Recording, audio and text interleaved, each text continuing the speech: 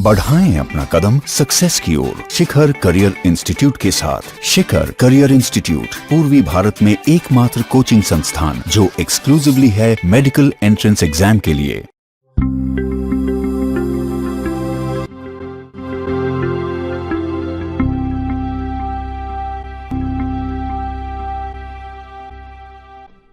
बच्चों, हम लोग शुरू करेंगे क्लास 12th का केमिस्ट्री का पहला चैप्टर जिसका नाम है सॉल्यूशंस। तो हम लोग सबसे पहले शुरुआत करते हैं सॉल्यूशन के डेफिनेशन से। डेफिनेशन में है solution is a homogeneous mixture of. तो सबसे पहले हम लोग समझते हैं कि मिक्सचर और होमोजेनियस का मतलब क्या होता है। मिक्सचर का मतलब जहां पर दो या दो से ज्यादा कंपोनेंट्स, और होमोजेनियस का मतलब होता है जब प्रॉपर्टीज और कॉम्पोजिशन सेम हो। एग्जाम्पल देता हूं और अच्छे से क्लियर हो पाएगा। जैसे कि अगर हम लोग चीनी और पानी को अच्छे से मिला तो वो शुगर सॉल्यूशन तैयार होगा। अब होमोजेनियस का मतलब क्या है? अगर उस एक ग्लास शरबत में हम लोग ऊपरी हिस्से से उस सॉल्यूशन को निकाल करके टेस्ट करें तो उसकी भी मिठास उतनी ही होगी, और बीच वाले हिस्से से निकाल करके उसे टेस्ट करें तो उसकी भी मिठास उतनी ही होगी, और नीचे वाले हिस्से को टेस्ट करें तो उसकी भी मिठास उतनी ही होगी। यानी कि हर जगह समान रूप में या सेम कंपोजिशन में चीनी और पानी प्रेजेंट है। इसका मतलब होता है कि पूरे मिक्सचर में प्रॉपर्टीज और कंपोजिशन सेम है। तो वैसे मिक्सचर को हम लोग होमोजेनियस मिक्सचर बोलते हैं। अगर हम लोग बात करते हैं हेट्रोजीनियस की, तो हेट्रोजीनियस कैसे समझेंगे? जैसे कि चीनी और नमक, ये दो चीजों को अगर मिलाते हैं तो हमें पता है कि उस मिक्सचर में या एक कटोरे में हम लोग चीनी और नमक दोनों को ऐड कर दें तो कोई सा भी हिस्सा उठाएंगे तो ये जरूरी नहीं है कि हर जगह सेम अमाउंट में चीनी और नमक मिले। इसका मतलब है कि उस मिक्सचर में हर हिस्से में कॉम्पोजिशन और प्रॉपर्टीज डिफरेंट है। तो कहते हैं वैसे मिक्सचर को हेट्रोजीनियस मिक्सचर। तो मिक्सचर दो तरह के होते हैं, एक होमोजीनियस, एक हेट्रोजीनियस। होमोजीनियस में प्रॉपर्टीज और कंपोजिशन सेम रहेगा पूरे मिक्सचर में, और हेट्रोजीनियस में सेम नहीं रहेगा। तो आ जाते हैं सॉल्यूशन पे। सॉल्यूशन एक होमोजीनियस मिक्सचर है। अब मिक्सचर है तो ऑफ कोर्स दो या दो से ज्यादा कंपोनेंट्स होंगे। तो हम लोग एग्जांपल लिए हुए थे शुगर सॉल्यूशन का। चीनी और पानी मिला करके हम लोगों ने शुगर सॉल्यूशन बनाया बच्चों। तो जब ये शुगर सॉल्यूशन बनता है तो हमें पता है कि चीनी और पानी दोनों आपस में रिएक्ट नहीं करते हैं। दोनों क्या हैं? Chemically non reactive. उसके बाद अगर हर बच्चे को क्लास में टास्क दिया जाए कि हर बच्चा एक शुगर सॉल्यूशन बना करके लेके आएगा अपने बोतल में घर से, तो क्या ये जरूरी है कि हर बच्चा सेम मिठास वाला शरबत बनाकर लाएगा? ऐसा हो सकता है कि कोई एक बच्चा 1 लीटर में 2 चम्मच चीनी मिला, कोई दूसरा बच्चा 1 लीटर पानी में 10 चम्मच चीनी मिला है। तो ऑफ कोर्स दोनों का कंसंट्रेशन या दोनों का कंपोजिशन क्या है? अलग अलग है, लेकिन दोनों के दोनों क्या है? सॉल्यूशन है। तो हम लोग क्या देख रहे हैं? सॉल्यूशन का जो कंपोजिशन है या कंसंट्रेशन है वो एक वेरिएबल है, वो फिक्स्ड नहीं है। अब एक चीज बताना, 1 लीटर पानी में कोई बच्चा चाहेगा तो 2 टन चीनी मिला सकता है? तो ऑफ कोर्स बोलोगे नहीं सर, नहीं मिला सकता है। क्यों? क्योंकि उस 1 लीटर पानी का भी कुछ लिमिट है कि उसमें इस मैक्सिमम अमाउंट से ज्यादा चीनी नहीं मिला सकते हैं। इसका मतलब क्या है कि वो जो शरबत बना रहे हैं चीनी और पानी मिला करके, तो उसका जो कॉम्पोजिशन है वो किसी लिमिट में वैरी करता है कि कम से कम इतना होगा और ज्यादा से ज्यादा इतना होगा। ये नहीं कि अपने मन से कुछ भी कोई बच्चा ले आके 2 टन चीनी मिला देगा, कोई बच्चा 0.00001 ग्राम मिला देगा। एक लिमिट है जिसमें वैरी करता है। इसीलिए मैंने ये डेफिनेशन लिखा है, solution is a homogeneous mixture of 2 और more chemically non reactive substances. बच्चों, जैसे ही हम लोग होमोजेनियस मिक्सचर करते हैं तो वो मॉलिक्यूलर स्केल तक अच्छे से जाकर के मिक्स हो जाता है। वो अपने सबसे छोटे फंडामेंटल यूनिट में टूट करके अच्छे से पूरा मिक्स हो जाएगा। And whose composition can be varied within certain limits। इसका मतलब है कि सॉल्यूशन का जो कंपोजिशन, अभी जो बात कर रहा था मैं चीनी और पानी वाला, कि शरबत की मिठास वेरिएबल है और वेरी करेगी एक लिमिट में कि कम से कम इतनी होगी और ज्यादा से ज्यादा इतनी होगी। तो इसलिए डेफिनेशन है solution is a homogeneous mixture of two or more chemically non reactive substances whose composition can be varied within certain limits. अगर हम एकदम एक सबसे सिंपल बेसिक से सॉल्यूशन का एग्जांपल लें तो बोलेंगे कि सॉल्यूट और सॉल्वेंट मिलाते हैं तो सॉल्यूशन बनता है। बच्चों अब चीनी पानी का बात करते हैं तो उसमें हम जो चीनी को सॉल्यूट मानते हैं वो कम अमाउंट में होता है और पानी को सॉल्वेंट मानते हैं वो ज्यादा अमाउंट में होता है। तो एज पर एनसीईआरटी में भी यही डेफिनेशन लिखा हुआ है कि generally the component present in greater amount is called solvent. जो ज्यादा अमाउंट में प्रेजेंट है generally that is called solvent और जनरली जो कम अमाउंट में प्रेजेंट है वो सॉल्यूट। एग्जांपल लिखा है sugar solution, sugar is solute dissolved in water to form solution. अब कुछ और इंपॉर्टेंट पॉइंट्स हैं सॉल्यूशन के बारे में, छोटे छोटे से पॉइंट्स जिन सब पे कितने सारे ऑब्जेक्टिव क्वेश्चंस पूछे जाते हैं। तो सबसे पहला पॉइंट कि जो भी सॉल्वेंट का फिजिकल स्टेट होगा वही सॉल्यूशन का होगा। जैसे कि शरबत की बात करते हैं, यहाँ पे सॉल्वेंट कौन है? वाटर। और वाटर क्या है बच्चों? लिक्विड। मतलब सॉल्वेंट लिक्विड है। तो अब अगर हम लोग बात करेंगे सॉल्यूशन की तो सॉल्यूशन है शरबत। शरबत भी क्या है? लिक्विड स्टेट में है। तो हमें क्या दिखा कि पानी जो कि सॉल्वेंट है वो लिक्विड स्टेट में है, इसीलिए शरबत जो कि सॉल्यूशन है वो भी किस में चला गया? लिक्विड स्टेट में। तो वही पॉइंट लिखा है physical state of solution is same as that of solvent. अभी पॉइंट को दोबारा लिखा है मैंने कि होमोजीनस का मतलब क्या होता है। अभी समझाया मैंने कि अगर हम लोग शरबत की बात करेंगे तो शरबत के एक ग्लास में से कोई सा भी हिस्सा निकाल लें, हर जगह चीनी पानी का जो कॉम्पोजिशन है वो सेम होगा।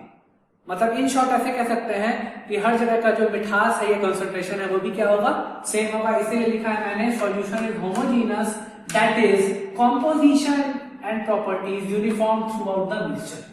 पूरे मिक्सचर में कॉम्पोजिशन और प्रॉपर्टीज क्या होंगे? सेम होंगे बच्चों। अब ये मोस्ट इंपॉर्टेंट पॉइंट है, solution is a single phase system. Single phase system, इसके जगह मोनोफेजिक भी बोलते हैं कि इसका फेज एक है। अब इसका मतलब क्या होता है हम लोग समझते हैं। सबसे पहले तो जानेंगे कि फेज कैसे जानते हैं। जैसे कि मान लो बच्चों अगर हम लोग एक बर्तन लेते हैं या एक वेसल है, उसमें हम लोग तेल भी ऐड कर देते हैं और पानी भी ऐड कर देते हैं। तो तेल की डेंसिटी कम है तो वो बच्चों ऊपर फ्लोट करेगा, मतलब वो ऊपर वाले लेवल में होगा, ऊपर वाले लेयर में, और नीचे वाले लेयर में कौन होगा? वाटर होगा। तो हमें क्या दिख रहा है? ऊपर वाला एक ऐसा लेयर है या ऐसा लेवल है जिसमें हमें क्या दिख रहा है? केवल और केवल तेल दिख रहा है। और नीचे वाला ऐसा हिस्सा है जिसमें केवल और केवल पानी दिख रहा है। दोनों अच्छे से मिक्स नहीं हुए हैं, मतलब ये होमोजीनस यहाँ पे नहीं है। हम लोग क्या देख रहे हैं? ऊपर वाले रीजन में केवल और केवल तेल और नीचे वाले रीजन में केवल और केवल पानी। तो हम लोग बोलेंगे कि यहाँ पे दो फेज है, एक फेज है ऑयल का, एक फेज है तेल का। अब जो बीच में, जैसे कि मैं यहाँ पे छोटा सा फोटो बना करके दिखाने की कोशिश कर रहा हूं, जैसे मान लो बच्चों यहाँ पे ऑयल होता और यहाँ पे होता वाटर। तो ये जो लाइन है हम लोग बोलते हैं कि इस वाले का एक अलग सिंगल फेज है, इसका एक अलग सिंगल फेज है। और ये जो लाइन बनाया है मैंने दोनों फेज के बीच में है, तो इसे बोलेंगे फेज बाउंड्री। क्या बोलेंगे बच्चों इसे? Phase boundary. तो अब ये तेल और पानी दोनों आपस में अच्छे से मिक्स नहीं होते हैं तो बोलते हैं इन्हें इममिसिबल लिक्विड्स। इममिसिबल। और अगर दो लिक्विड होते हैं यहाँ पे, दोनों अच्छे से मिक्स हो जाते हैं। अब जब होमोजीनियसली मिक्स हो जाते हैं तो हर हिस्से में, इस हिस्से में भी तेल पानी या जो भी दो लिक्विड है वो दिखता, इस हिस्से में भी वो दोनों लिक्विड्स दिखता, इस हिस्से में भी वो दोनों लिक्विड्स दिखता। तो उस समय हम लोग बोलते हैं कि फेज कितना है? 1।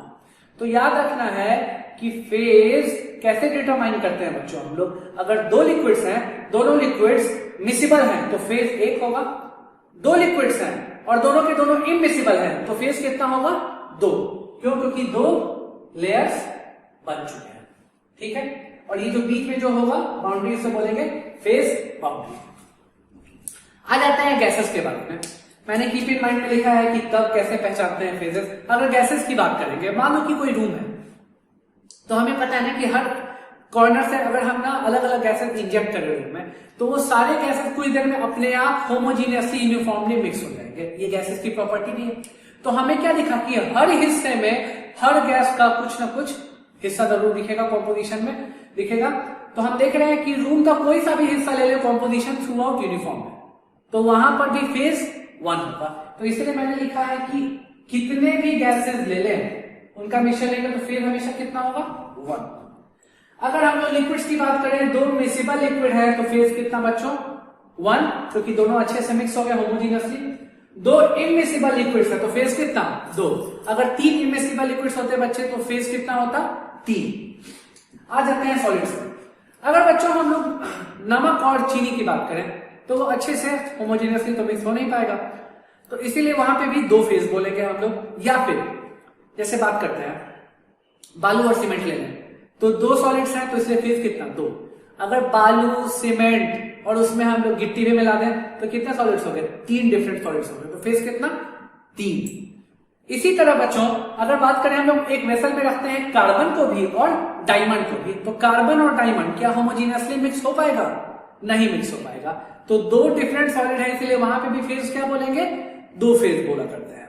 ठीक है, अगर तुम सारे बच्चों को याद होगा तो इक्विलिब्रियम में पढ़ा करते हैं हेट्रोजीनस और होमोजीनस इक्विलिब्रियम। तो जो कार्बन और डायमंड ये दोनों जब एक वेसल में प्रेजेंट होते हैं तो उस समय 2 फेज होता है, इसीलिए उसको बोला करते थे हेट्रोजीनस इक्विलिब्रियम।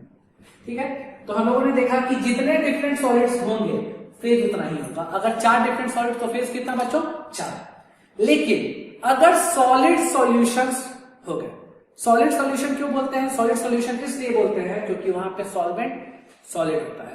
तो अगर सॉलिड सॉल्यूशंस हो गए, जैसे कि एग्जांपल लिखा है मैंने सॉलिड सॉल्यूशन का अलॉयज, तो उसमें सारे कंपोनेंट्स होमोजीनियसली मिक्स होते हैं, इसीलिए उसको हम लोग 1 फेज सिस्टम बोलते हैं।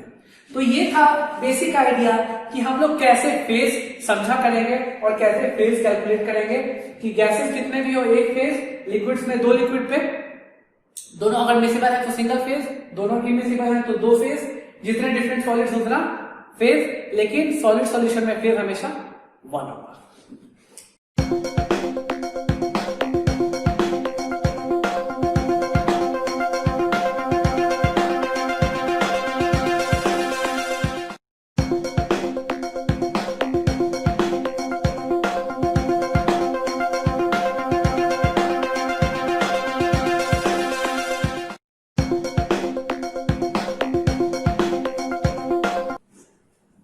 बच्चों आ जाते हैं अगले प्रॉपर्टी की तरफ। सॉल्यूशन की बात करें, एक नोटेबल पॉइंट है काफी कि यहाँ पे जो सॉल्यूट पार्टिकल्स हैं उनका साइज हमेशा 1 नैनोमीटर से कम होना चाहिए।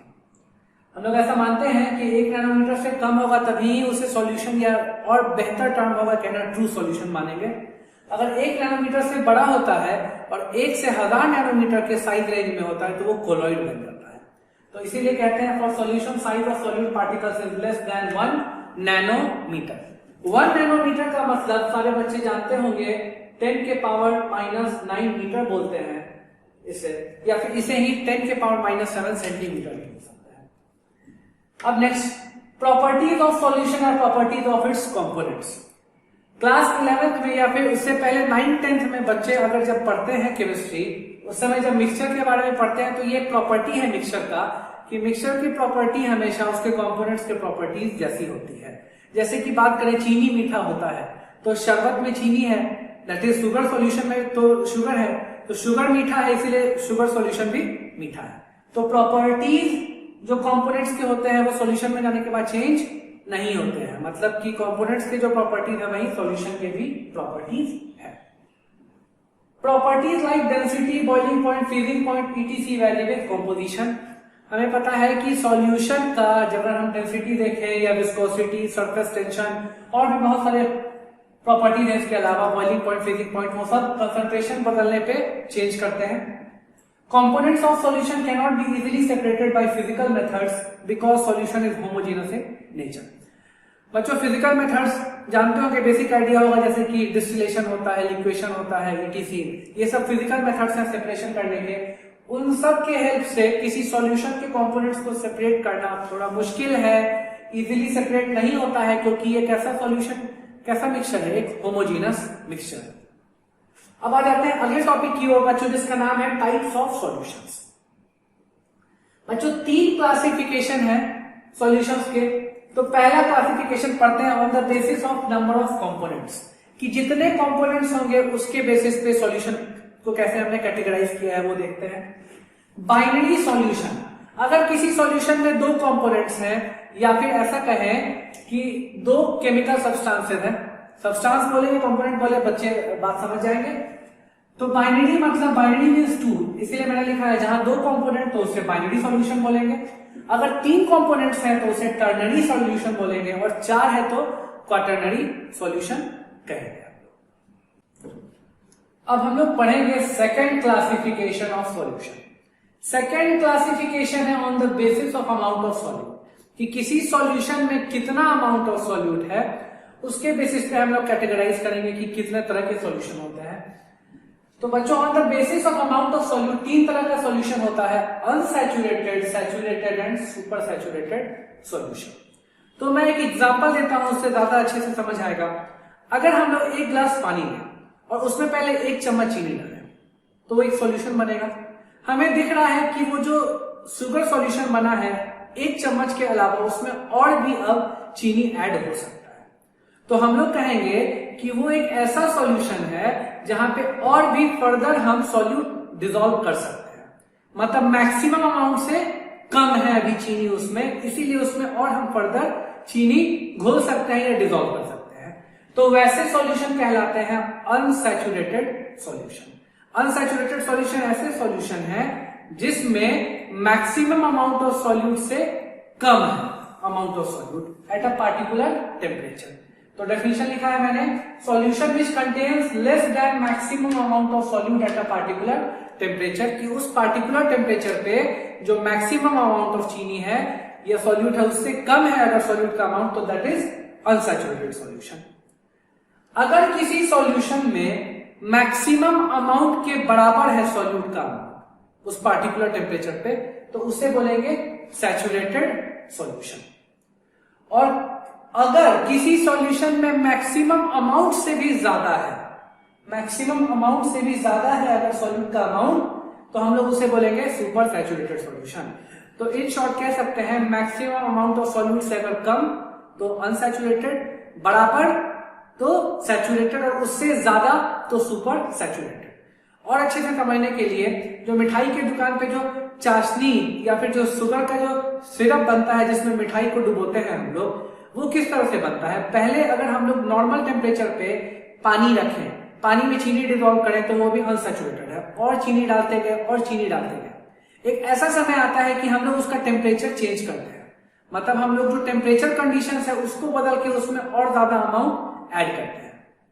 तो इस तरह से याद रखना है कि पहले वो सॉल्यूशन कैसा था, अनसैचुरेटेड, फिर जब मैक्सिमम में पहुंचा तब क्या हो गया, सैचुरेटेड, और फिर हम उससे ज्यादा चीनी उसमें ऐड करने लगे तो इसका मतलब वो कैसा हो गया, सुपर सैचुरेटेड। अब बच्चों अनसैचुरेटेड के भी 2 टाइप्स होते हैं, एक होता है डाइल्यूट सॉल्यूशन और दूसरा होता है कंसंट्रेटेड सॉल्यूशन। बच्चों डाइल्यूट और कंसंट्रेटेड सॉल्यूशंस जो है ये दोनों रिलेटेड टर्म्स हैं, मतलब हमेशा किसी एक को दूसरे के रेफरेंस में डाइल्यूट बोलते हैं और दूसरे को पहले के रेफरेंस में हम लोग रिलेटिव में हमेशा कंसंट्रेटेड बोलते हैं। तो ऐसा सॉल्यूशन जिसमें relatively come amount of solute हो तो उसे बोलेंगे हम लोग डाइल्यूट सॉल्यूशन। अगर किसी सॉल्यूशन में रिलेटिवली ज्यादा अमाउंट ऑफ सॉल्यूट हो तो उसे बोलेंगे हम लोग कंसंट्रेटेड सॉल्यूशन। तो हमने देखा कि पहले क्लासिफिकेशन में on the basis of components था, दूसरे क्लासिफिकेशन में on the basis of amount of solute है। सबसे कम किस में है, अनसैचुरेटेड, तब है सैचुरेटेड, और सबसे ज्यादा सुपर सैचुरेटेड। और अनसैचुरेटेड के भी दोनों टाइप में, कम किस में है, डाइल्यूट में, तब कंसंट्रेटेड में। तो उसी के बेसिस पे मैंने ऑर्डर लिखा है, अमाउंट ऑफ सॉल्यूट सबसे कम डाइल्यूट में, उसके बाद किस में है बच्चों, कंसंट्रेटेड में, उसके बाद है वो सैचुरेटेड में, और तब लास्ट में सुपर सैचुरेटेड। तो बच्चों जानेंगे हम लोग थर्ड क्लासिफिकेशन ऑफ सॉल्यूशन। अभी हमने थोड़ी देर पहले पढ़ा कि 3 क्लासिफिकेशंस हैं जिसके बेसिस पे हम लोग सॉल्यूशन को कैटेगराइज करते हैं। पहले वाले में हमने पढ़ा binary solution, ternary solution, quaternary solution. तो उसमें जो बाइनरी सॉल्यूशन है उस बाइनरी सॉल्यूशन को हम लोग कह सकते हैं on the basis of physical states कि इतने सारे टाइप्स के होते हैं। फिजिकल स्टेट का मतलब समझते ही हैं सारे बच्चे कि सॉल्वेंट और सॉल्यूट सॉलिड है कि लिक्विड है कि गैस है।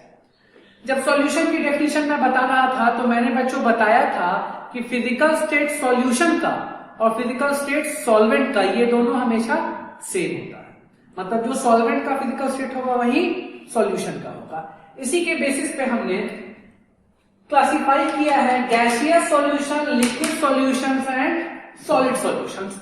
और समझते हैं कि ये कैसे आया। गैसियस सॉल्यूशन इसलिए है क्योंकि सॉल्वेंट हमेशा क्या है बच्चों, गैस। लिक्विड सॉल्यूशन क्यों है, क्योंकि सॉल्वेंट हमेशा क्या है बच्चों, लिक्विड्स।